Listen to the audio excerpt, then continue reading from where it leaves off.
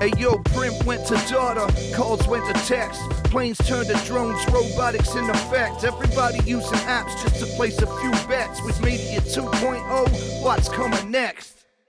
Well, Agnes Kozera, thanks very much for coming on New Media 2.0. We've got a mutual friend in Adam Schoff who raves about your ability as a businesswoman. So really appreciate you giving us some time and looking forward to having a chat.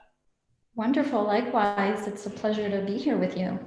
So I thought it'd be a good place to start with a helicopter view of Podcorn, what it is you guys do there, and what's the core thesis of your business?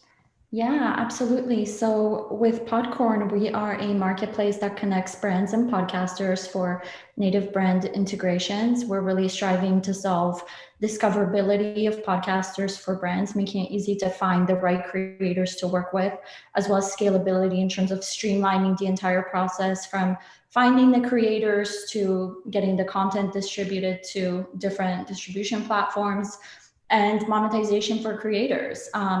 85% of podcasters, even though it's a popular medium, have not been able to monetize through traditional media. So we're really out to solve that as well. So yeah, really excited for it. And before Podcorn, you were a founder of FameBit, I believe. Talk to me about maybe what you did at FameBit and how you exited that, and perhaps what lessons you learned from the FameBit experience that have helped you in your current role at Podcorn. Prior to Podcorn in 2013, I co-founded a company called FameBit, which was the first marketplace connecting YouTubers to brands for endorsements. Within 3 short years, Google came knocking and we were acquired. And at Google, as a product manager, I worked on monetization for creators, alternative monetization, but also on all the integration stuff around FameBit within Google and broader YouTube products. So that was very exciting. Prior to our acquisition, YouTube had internal programs to help with monetization a little bit, but it was mostly through agencies and it was an external partners, and it was a really manual process. So we were able to scale that for them. And, as far as learnings go, we really, I think, saw the power and the emergence of creators as the next generation celebrities, which paved the way for us to see podcasters as personalities and celebrities.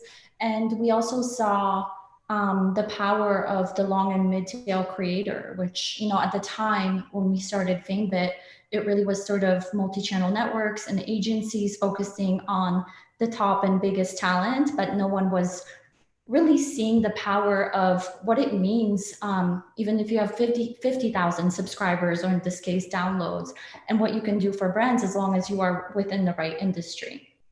And so there's a pretty explosive period for growth with YouTube and creators on YouTube. How do you compare that to the growth we're currently seeing in podcasts? Yeah, I mean, for us, actually, it's been faster growth. We only launched in December 2019, and within just 4 months, we already were growing 3 times faster than we were with FameBit on the creator side. So I think it really shows the demand. I think podcasting is sort of the last medium that has yet to be monetized. I think from the demand side, the demand is bigger. I think for advertisers, it's also very attractive because it's more affordable. The CPMs, for podcasting on average are between $25 to $45 to work with a podcaster to collaborate directly. Whereas with YouTube, it starts at $100. So it's a lot more expensive. I think it's also a lot more scalable because the production turnaround time is quicker. There's less editing. You don't need to necessarily be a videographer to get started. So there's a lot more diversity in content to choose from to match brands. And on the brand side, we've also seen that it's a lot more inclusive of a lot of different advertisers than video, because not every brand is sort of right for visual. There's similar business models, particularly around social media influencers. We've got Tribe in Australia, and there's lots around the world that help social media influencers monetize their platform. Could you see a world where there's consolidation between different businesses like Podcorn and horizontals monetizing YouTube or social media influencers? Or do you think there is power in specializing in just one platform? Certainly One of the reasons we got into podcasting is because we saw a lot of the same problems emerging that we saw in the early days of video. We also saw a lot of the same opportunities, but we also saw that a lot of YouTubers and creators from existing mediums such as Instagram and YouTube were moving over into podcasting and creating entirely, completely different content that's a lot more conversational storytelling, and just even their identities are very different through a podcast than they are on their YouTube channels or Instagrams. So yeah, absolutely. I think there's ways to combine, and already we're seeing even the way, our podcasters are pitching themselves, they're offering other social media channels already and then to do different content there. And we're also seeing that podcasters are actually leveraging other social media channels to create different forms of podcasts, like vodcasts, where like we're doing, and other formats or snippets for Instagram and Twitter. So I think it really fits in well with podcasting. And why is it, do you think, we are seeing such an explosion in podcasts? Why have they become so popular? I think audio in general is a very immersive storytelling format. I think because of its conversational aspect, like you're talking into people's ears, there's something very intimate about that. Obviously, smartphone usage continues to grow. So I think the fact that podcasts are so portable, you can consume them whether you're walking the dog or going for a run, or you're doing house chores, or you're being artistic and drawing or painting at home. So I think whereas, video screen time, it has a limit, your time is limitless from that standpoint. I think also the fact that creators from other mediums are shaping this medium and moving into it. And I think just the sheer activity and innovation in the space, the fact that, there's so much investment activity happening, I think that's driving the popularity and growth, because that's driving innovation. And same with all the acquisitions that are happening in the space. I think that also helps to drive growth. What do you think it tells us about the void being left by traditional media that's not being filled, that's given this opportunity to podcasters? It shows really that this medium is a lot more trustworthy to the listeners. I think I've seen a recent article about studies that have come out that people are relying on podcasts for their news much more so than they're relying on traditional media, and that I can tell from people that I talk to as well. I think it's the engagement that is very unique within podcasting, and the fact that it's more nichier than more other mediums. I think there's a podcast for everyone, whereas you don't see that on other mediums, like whether it's moms who knit or wine lovers who love true crime. There's just so many little spots within podcasting, to get specific, that the engagement of the audiences and the community that's built around podcasting, I think, is very, very special. You must consume a whole heap of podcasts in your line of work. Are there patterns that you've found have emerged that consistently make for a great podcast? What are some of the characteristics you've picked up on that really make for consistent great podcasts? Yeah, that's a great question. I think choosing a niche that no one else is in, I think is really good, or something that you're really passionate about and know a lot about. I think even if you're going to do something in a space that's very saturated, find a unique angle. But I think starting small and focusing on capturing a dedicated audience for a specific niche topic is easier than getting into something super broad and trying to capture a wide audience right off the bat. I think also being consistent in your posting schedule is really important. That's what we've seen with YouTubers. And I think that's the same for podcasting, because you get attached and you look for that content from your favorite creators. And then in terms of sort of growing, I would say like collaborations with other podcasters within your niche, I think are really helpful.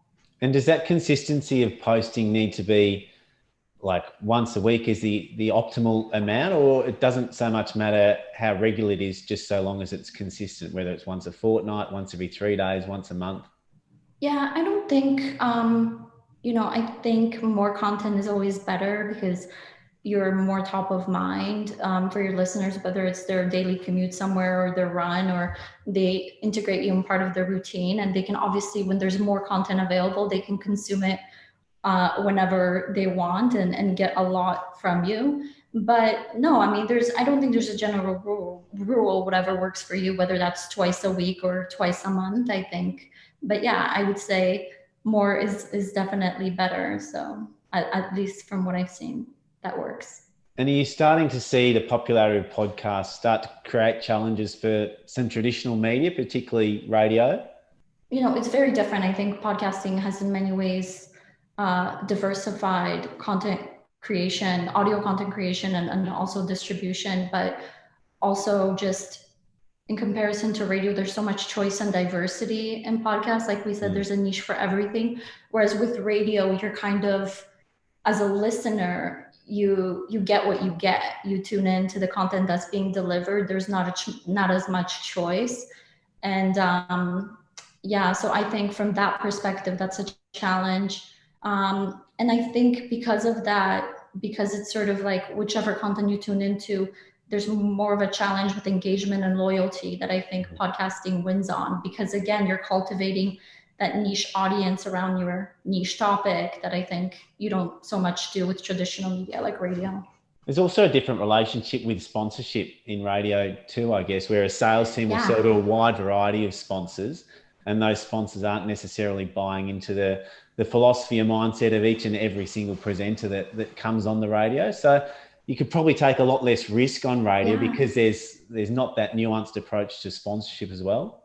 Yeah, I think definitely, with radio, you have the disruptive traditional ad commercials. And I think that's the one thing that we really also wanted to disrupt within podcasting, is that we saw that everyone, so for that was approaching monetization opportunities for podcasters and advertising opportunities for brands, was taking a traditional radio ad slot mentality and not really treating it as a personality, which I think again is a big difference between traditional mediums like radio, is that there is that opportunity, there's that influencer, there's that personality behind the content, and there's more of an opportunity to do something native and really creative that's weaved into the content, whether it is post-read ads or interviews or product reviews.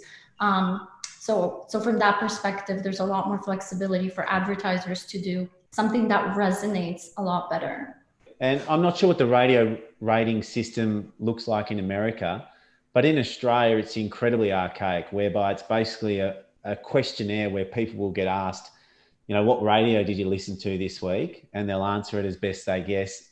And that gets put out to sponsors as semi-gospel, but you compare that to sort of the analytics that a lot of these digitized offerings now have and what podcasts have. Is that a big driver for the sponsors you talk to as to why they like podcasts and the analytics they can get from it? I think for us, we're going after the influencer marketing budget. Influencer marketing has become a $15 billion industry. So rather than just going after the radio dollars and brands that are used to that, we're going after the brands who are already educated. It's sort of been a low-hanging fruit for us that have already worked with influencers, whether it is Instagrammers or YouTubers, and understand the value of that kind of content. That's sort of and I also think that makes the space bigger, because everyone's been sort of looking at the radio budgets and traditional media and how to disrupt that through podcasting. So for us, I think the clients that we talk to have been pretty sophisticated around that, and the ones that have sort of done the traditional advertising, they're just really excited to collaborate and get different types of content and not do cookie cutter things. So that has also been what we've seen from the conversations.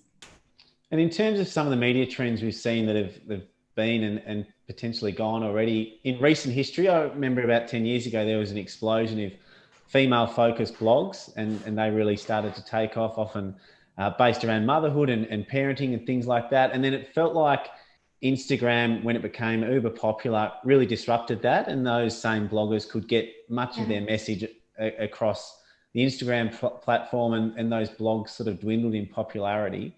Can you see any sort of threats down the road in 10 years' time for podcasts, how they could potentially get disrupted, or you think this is a really long tail that they've got to work into from here? Yeah, that's a great question. I think it's a medium that's here to stay. I think, given all the innovation that I think is going to be going on in the space, whether it's like smart speakers or around discoverability, and just the diversity of content that's, I think, going to proliferate the space and is going to be targeted at different niche audiences. I don't see that being an issue within podcasting. I just think that it's going to be continue to get bigger and bigger, and I definitely see it, having billions of listeners, and yeah, I don't see it going away in that sense. I think it's here to stay for the long haul.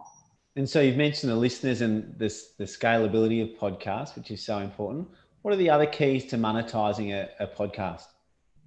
Yeah, so definitely, you have the traditional formats in terms of like dynamic ad insertions and the radio style commercials. But what we specialize in, what I think is a big opportunity within podcasting, because another reason to sort of add to the point of why I think podcasts are here to stay is because I think the difference between traditional blogs and podcasts is that personality behind it. And I think we're going to see a move towards personality driven content.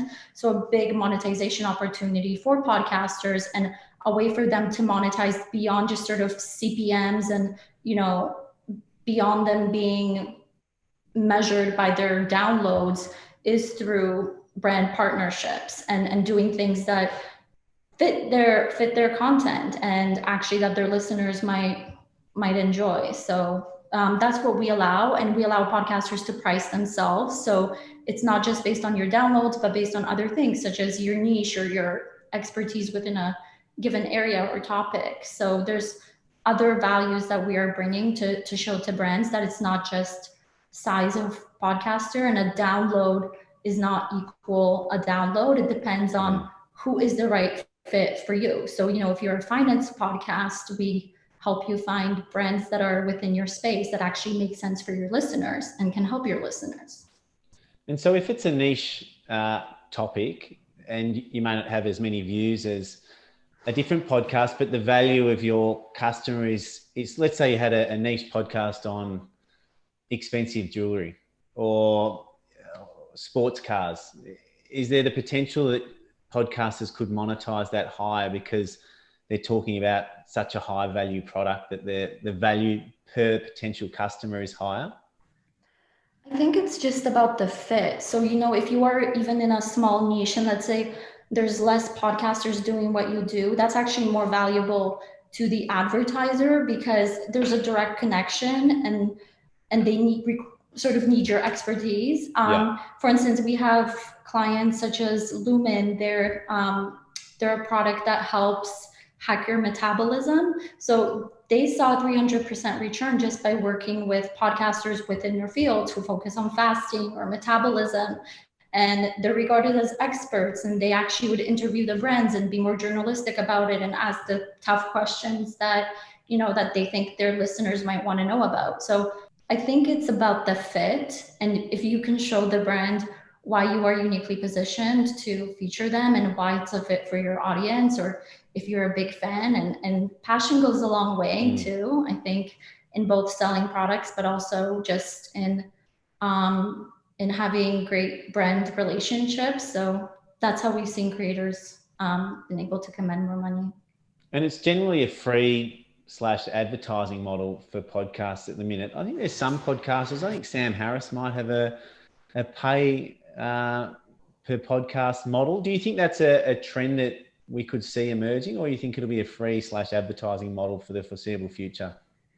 Yeah, I don't think, I think we're in an era of free content. There's so much, the independent creator space is just absolutely incredible. There's so much amazing free content. So I absolutely don't see subscriptions taking over. I think, there is going to be, I think there is a fight in terms of who's going to become the next Netflix in terms of having some original content behind a paywall that listeners can subscribe to. But, I think we've seen the failures of this kind of like with Vessel and video. And so I think there's repeat stories, I think, to take out of video that this industry can learn from. So I absolutely don't see where everything's going to be behind a paywall. I think that would really hurt the independent creator ecosystem. And same with like, I don't think there's going to be one winner take all for distribution. I think there's going to be several players because listeners have several platforms that they listen to. And so, yeah, I think from that perspective, the space is a little bit different. And who is the dominant distributor at the minute? Is Spotify the number one distributor, or Apple, or who's leading the charge in that space? Yeah, I don't know the exact numbers to date, but yeah, definitely Spotify is doing well, but obviously Amazon is now in the game, and Apple as well. And I think Google's going to step up as well. And yeah, so I don't think Spotify is the only one vying for it. I think they're doing a great job for the creator ecosystem. I think in general, like all the activity and the acquisitions in the space have been really good for everyone and are going to spark more innovation and are great for creators. So yeah, but I don't think it's one winner take all. Yeah. Yeah. And talk to me about this idea that niche media has made society angrier. A generation ago, a newspaper was a monopoly in that geography, that state, and they didn't have to compete for eyeballs each morning for the news. And even the TV stations, when they'd have their nightly news in Australia, they might be competing with 3 or 4 different outlets, but there wasn't that intense competition. And do you think there's anything to the idea that we know through behavioural science that anger creates attention and is a good way to maintain eyeballs on your content? Do you think niche media offerings have inadvertently added to this era of anger that we're living in? I certainly think social media in general has added to the anger culture. I think people in general are drawn to media that reinforces their beliefs. So I think that spurs further anger. But I do think with podcasting, I think because it's long form storytelling, and I think a lot of the stuff, it's roundtable discussions, it's panels, it's interviews, it's bringing a lot of two-sided conversation. So I think that opens up the space to hopefully create those knowledge moments that I think also go viral and that also spark positivity. And so, yeah, I'm hopeful that it's a positive medium that way to spark more conversations and more discussions. I think the advantage the podcasts have is because, like you said, because of that length, you can actually explore the topic and explain your position and get your point of view across. I think it's often that bite-sized media when you've got a controversial point of view that you can't flesh it out. I think that's where the anger can really fester and feed and grow, don't you think? Yeah, I agree. I do think that's the case. So I do think that because there's an opportunity to discuss that, hopefully it's more two-sided. But again, I mean, I think a lot of it comes down to the onus is on creators to create those spaces where those discussions happen and where they're not pushing just one viewpoint and not pushing hate or not creating, discussions that aren't constructive and don't leave another point of view. So hopefully, I think creators will create the right content. And so you mentioned how one of the benefits of podcasts is how people can get so deep into a specific topic. It also poses the risks that people will get deep into a conspiracy theory or a topic that's in effect factually wrong. What sort of risk does that pose, and how can distributors mitigate against some of those potential risks to misinformation? A lot of it is on, again, I guess the listeners at that point to do more research and see what's truthful. I think, censorship is an issue for every platform. And I think the distribution platforms are also going to have the onus to look critically at the content that's being put out to make sure it's not hate speech or not hurtful. I think, we've seen that being a problem for YouTube, especially with the adpocalypse. And I think that's also from an advertising perspective, I think that's why I really like native so much, is because the brands are involved and they do have an opportunity to collaborate on the content and figure out what content they're going to be in, and the podcasters can, give brands more information about the topic that it's going to run against, and the podcasters know what ad is going to be in their content, so they don't have something controversial running against their podcast. So it creates a lot more brand safety from that perspective. You'd almost love to see kids taught how to analyze media with more of a critical eye as well. If you walk into a shop and somebody tells you something, none of us should believe that that's necessarily gospel. And the same essentially should be if you read something on the internet or listen to a podcast. Just because it's said it doesn't mean that it's true. It might be a chance for you to go and explore it yourself. Do you think that's something that perhaps this next generation of kids are going to have to build their skills on?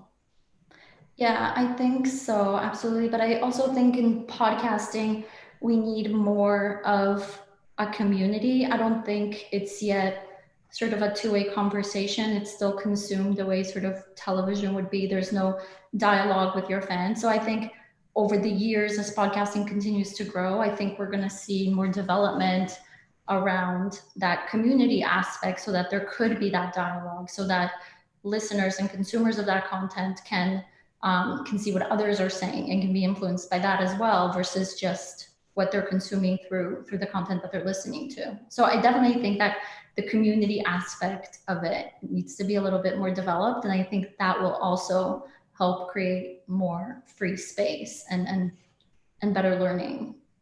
And so if you could say in 10 years' time, what would podcasts look like that'll be different to today? What do you think could be the biggest change to podcasts in 10 years' time from today? I think it's going to be billions of listeners globally. I think internationally, there's a huge opportunity for podcasts right now. I think it's predominantly within the US, but I do think we're going to see huge international growth. I think social media channels are also going to be a lot more integrated within podcasts. And that's from like a distribution standpoint, but also from having tools to more easily both distribute and create podcast content on other platforms. I think the longevity of podcasts is that I think it's such a portable medium, but also the audiences are so portable as well. You can take them with you onto these other platforms. So I think that's its incredible strength, that I think it's going to fit so well, whether it is YouTube. I recently